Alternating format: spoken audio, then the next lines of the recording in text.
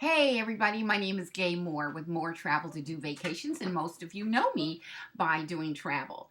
Um, this is a big time of year where everybody is doing family reunions or just getting together with family. But you haven't started working on that family tree yet. I've had so many people come to me saying, hey, I really want to work on my family tree, and they know that I've been doing this for years. And so I want to give you a tip to get started. When you go to the family reunion, go armed with your tape recorder. Now I have an iPad, and so on my iPad, I actually have a really great um, tape recorder. I don't know which one you use, but I use the one that's called Recorder on my app. See, I have lots and lots of things that I've recorded. Okay, hopefully that's good for you and you can see it. All right, so I use Recorder. So you want to go armed with your recorder. Pack yourself with a lot of patience because you want to be ready to get the story. Get the story, yes. So you want to talk to the oldest person in your family and let them begin to tell you the story, because as they do, they're going to tell you where they went to school. They're going to tell you about their neighbors. They're going to tell you about the neighborhood. These will actually be very key important pieces to you when you're ready to take this to the internet. Now, anyone who's approximately 80 years old, if they're 80 this year, they will have been born in 1935. So you will be able, once you're ready to go to the internet and go to the census records to look, you will be able to find them as 5-year-old kids in 1940. That might be over your head right now if you've never started. So the important thing is to talk to the oldest member of your family. Make sure you let them tell you the story. You may have some very key questions that you do want to ask them. For females, it may be, did you know your grandmother's maiden name? I am always reminded of how my cousin's grandmother was able to share with me about how she knew her grandmother and that her grandmother had been a midwife on the plantation. So I had a small story, and it was really great because when I went to look for my cousin's grandmother, I was able to find her grandmother. I was able to find my cousin's grandmother. I was able to find her mom, and I was able to find her grandmother. That was exciting to me. So make sure that you get to that family reunion, talk to the oldest person, and let them tell you the story as they have it.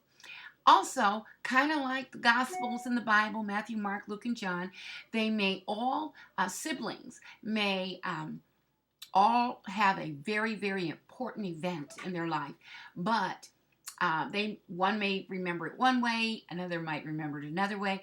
If all the siblings are there and they're all still alive, get them to tell you the story of the major event.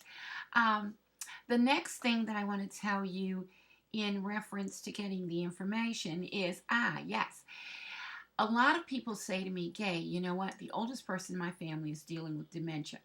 I want to tell you that I have found that even if they have dementia, they are normally very accurate about their childhood. They may not remember what they had for breakfast, but they will remember their childhood. So, even if they get a little mixed up in the story about maybe when something happened, they will truthfully tell you the story. And they may tell you the story over and over. I'm mindful of the lady when she left for heaven, she was like 106, I think. But before I talked to her. And I will remember my last conversation with her because she kept telling me over and over about the same event. And she shared with me that a man named Andrew Nesbitt had uh, uh, was a man that wore a hat. She told me a top hat, and he had a horse. She told me, and she shared how a white man had tried to take his horse, and she said, and he shot him dead. And she kept telling me this story over and over and over. So I realized that the story had to have been true because it stuck in her memory. So let them tell you, even if they have dementia, if there's a question that you ask them that they don't know, just kind of move back from it, and maybe there's another family member that you can ask. So don't let that scare you. The very last thing I want to tell you about picking up that oral history is that you may have to wait with those notes that you have. So don't be upset. That's why I said pack your patience. I spoke with a man in 1992, and he gave me information that I could not use. When I say use, I couldn't verify the truthfulness of it because I didn't have enough records at the time. So I put those notes away.